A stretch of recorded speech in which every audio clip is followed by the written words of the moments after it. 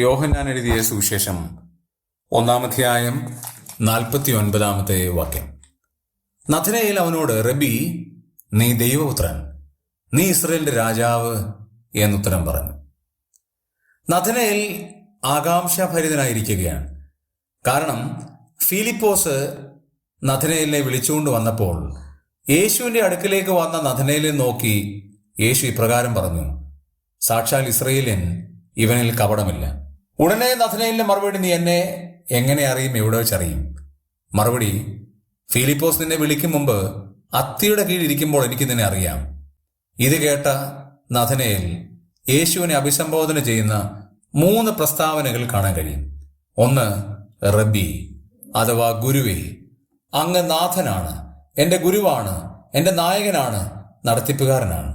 രണ്ടാമത് വിളിക്കുകയാണ് ദൈവപുത്രൻ. യേശുക്രിസ്തുവിന്റെ ദൈവത്വം അംഗീകരിച്ചുകൊണ്ട്, ക്രിസ്തുത്വം അംഗീകരിച്ചുകൊണ്ട് വിളിക്കുകയാണ് ദൈവപുത്രൻ. മൂന്നാമത് പറയാണ്, നീ ഇസ്രായേലിന്റെ രാജാവ്.